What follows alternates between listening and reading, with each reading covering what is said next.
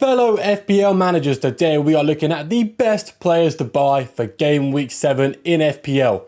Make sure you like and subscribe, and let's get right into the video. Now Rodon did just get a goal involvement, but that's not why he's here. In fact, I recommended him a couple of weeks ago because the fixture run for Leeds is really strong and their defensive data is actually pretty decent. Now when I say pretty decent, you need to understand they are a newly promoted team, but their defense is mid-table in terms of underlying data, which is very impressive. Really good for a 4 million defender, which is doing pretty well on the defensive contributions, averaging nearly 10 per 90. And of course, he's now shown he can get goal involvements, even though the expected goal involvements are very low. So don't expect it too often from little Rodon over here. Now Munoz here has fairly bad fixtures. The next 3 are not good. The 3 that follow are amazing, but the next 3 aren't good. It's a fact. The reason he is here is because Crystal Palace are a really strong team and his underlying data for a defender is first in the game. A defender getting 0.3 expected goal involvements per 90 is insanely strong. He's been very unlucky to not have more, especially with Sarr missing that open goal earlier on in the season. You're not going to get defcons from Munoz. You are going to get the old goal involvement. You are going to get the old clean sheet. They have been overperforming their defensive data a little bit, which is okay. Some teams do that.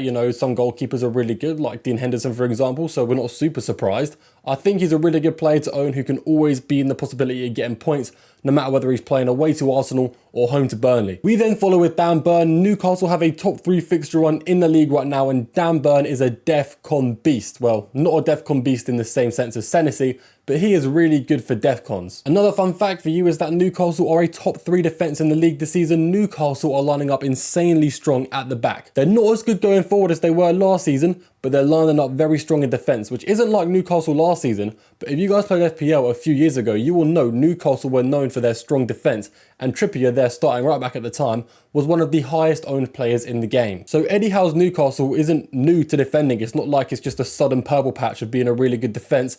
I expect them to play like this for the rest of the season, so owning a Newcastle defender, especially with an easy fixture run, is a really good idea in my opinion. I think you guys should do it if you're looking to strengthen your defence. We then have Senesi. He only costed 4.5 million at the beginning of the season because he didn't start much last year, okay? There was Zabarnyi and Huiz then playing ahead of him, which is understandable.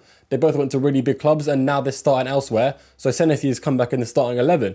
What they didn't realise at FPL HQ is that Senesi is a defcon beast. He is the only player to hit defcons in every game week this season.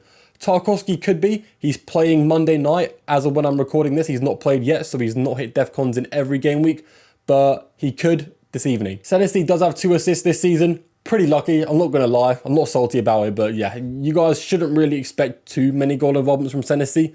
You should expect good clean sheet potential because Bournemouth have an amazing defence this season. They've lost 3 of their starting back 4, yet their defensive data has somehow got stronger compared to last season. So, fair enough to Iriola. The Bournemouth manager has done an amazing job. So you can expect these guys to get clean sheets on good fixture runs, and you can expect Senesi to be getting you defensive contributions more often than not. Anyway, on to the number 1 spot now. If you guys have been playing FPL for the last few years, you will know the Arsenal defence has been number 1 in the league for the past 3 or 4 seasons, and this season it is not looking like it's going to change whatsoever. It's been 6 game weeks and they've conceded 1 goal from open play. Do you know how unreal that is? The other 2 goals was when a 6'75" geezer, Walter Made, scored a header, and the other one was an insane Szoboszlai free kick. So you would expect Arsenal to actually have a few more clean sheets than they're on at the moment, and the underlying data shows that. They're actually slightly underperforming their clean sheet data. Now, as a Gabriel owner, last game week was fantastic. He hit defcons and he scored a goal, which may come across as lucky, and yeah, it kind of is, but when you're picking a defender who is an amazing goal threat from corners, playing for a team which relies on set pieces to score, a defender that's also got pretty good defcon data, 8.67 per 90 is not bad at all.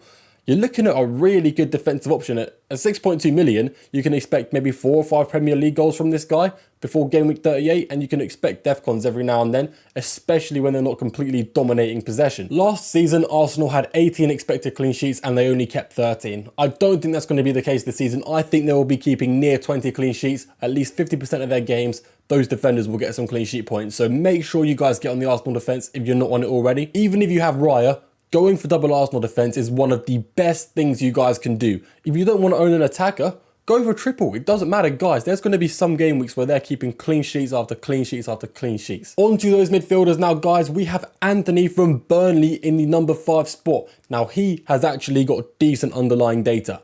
For the midfielders and the forwards, we're going to look at the last 4 game weeks of data instead of like the defenders we did game week 1 to 6. Here we're doing game week 3 to 6 because defensive data is more reliable season long, and with the attackers you want to look at recent form, and Jaden Anthony is somehow one of the highest scoring players in the game despite Burnley having a fairly tough fixture run earlier in the season.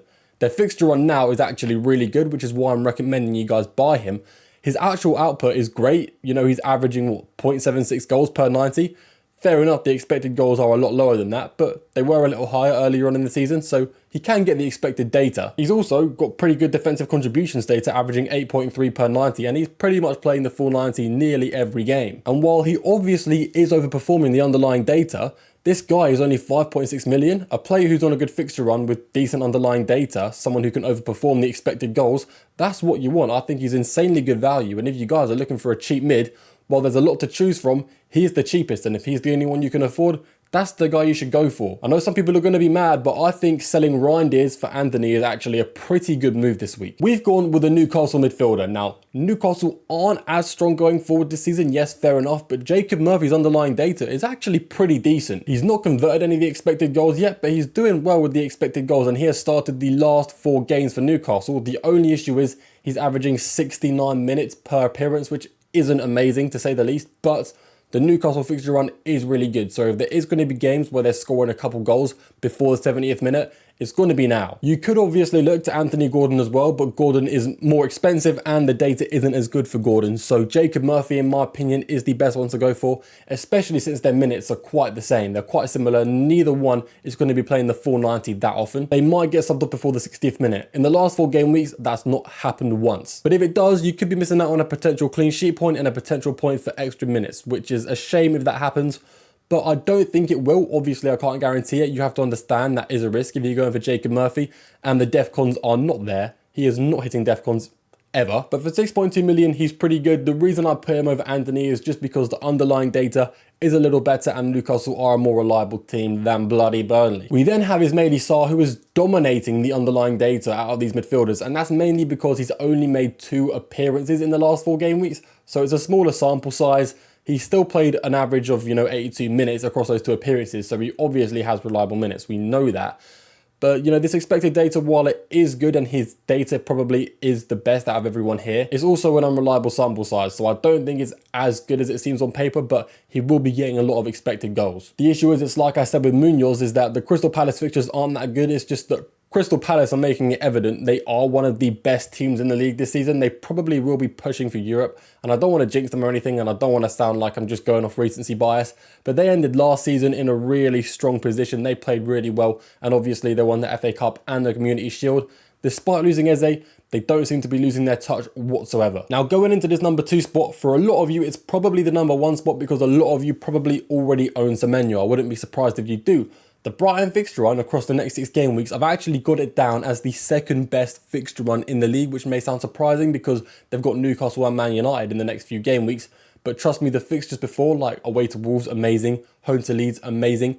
Minter is the only Brighton attacker with reliable minutes, and his underlying data is really strong. It's better than Semenyo's at the moment, which I did not expect. He's got potential for assists, potential for goals, and he may hit DEFCONs now and then. He's not got the most amazing DEFCON data, 7.85 per 90 isn't great, but it shows he can hit DEFCONs. So yeah, this is definitely the game week for cheap midfielders, and in fact, cheap midfielders are absolutely running FPL at the moment. The expensive ones are not doing anything at all. In fact, all they're doing is missing penalties. I won't name names.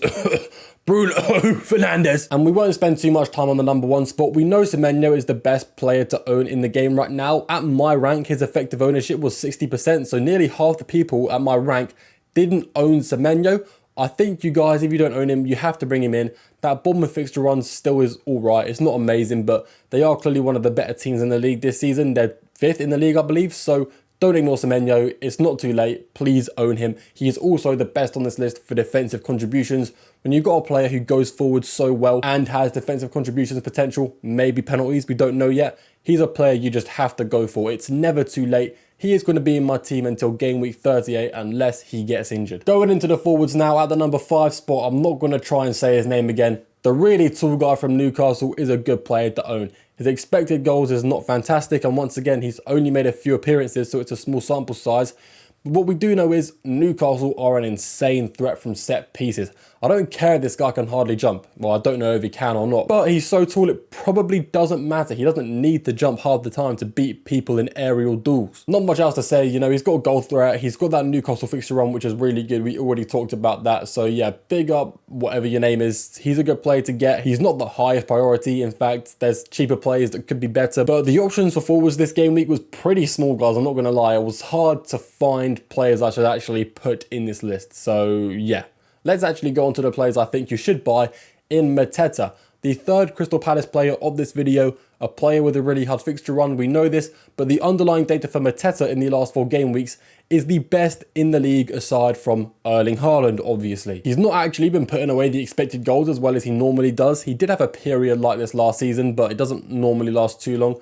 You can usually expect the guy to put away his chances quite consistently. So yeah, despite their tough fixture run, Crystal Palace triple up is actually a pretty good idea. Mateta is an amazing player to own who's always going to be getting expected goals. We then have Recoveries, who may be a little overpriced at 9 million, but the Arsenal fixture run is finally getting good. For the first time this entire season, they have a good fixture run. We've not seen Recoveries play against too many easy teams consecutively, but now we will. While Arsenal are a defensive team, I think Recoveries is going to be really good for the expected goals. He's shown that he's all right at the moment, but when he's played the likes of Man City, Liverpool, and Newcastle already, you can't expect the expected goals to be that high. Like, you've got to be realistic. The fact he's even got any expected goals in those last 3 or 4 game weeks is unreal. So fair play to Recoveries. Just imagine what he's going to do in them easy fixtures. Playing home to West Ham is the perfect entry point. So make sure you guys aren't missing out on Recoveries.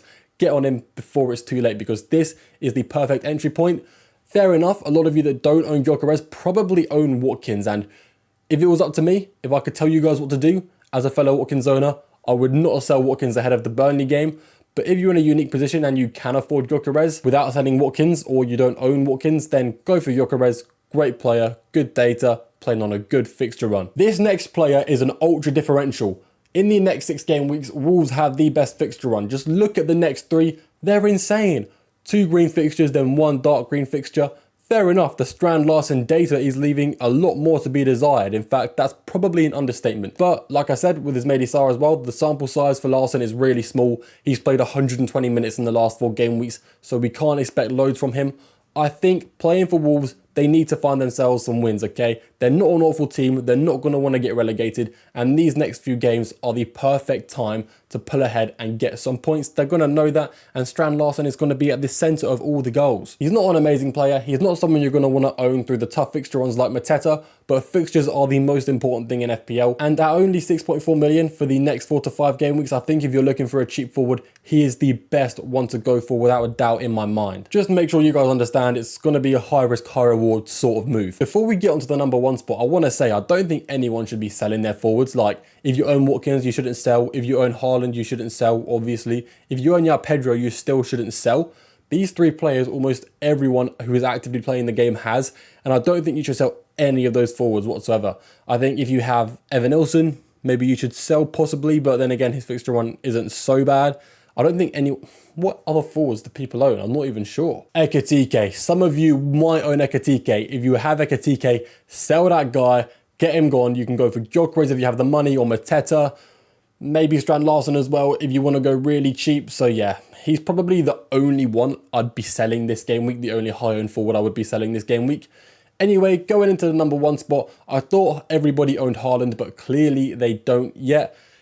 Just look at the underlying data. Yeah, it's going to be like that all season, guys. He is the best forward in the game, probably 20 times better than any other forward you could own. If you have Salah, sell him to fund Haaland. Salah's not going to be a good FPL asset this season. He's insanely overpriced. I called that from game week 1 because I'm a genius pretty much. You know, I'm doing pretty well. My overall rank is currently in the top 40k. So yeah, my advice is looking pretty sound this season. The City fixture run isn't sensational. Like 3 great fixtures in the next 4 games isn't amazing, but Haaland doesn't really need a good fixture. You know, the guy scored away to Arsenal, the only open play goal Arsenal have conceded this season. The guy scored 2 goals and got 1 assist against Burnley. Even though it was kind of lucky for my triple captain, we're still taking those wins. You know how it is. But yeah, I'll stop rambling on. None of you need me to tell you why Haaland is the best player to get in all of FPL. Anyway, guys, that is it for this video. Let me know if you made it this far. Thank you very much for watching. You are greatly appreciated, and I will see you all in the next video.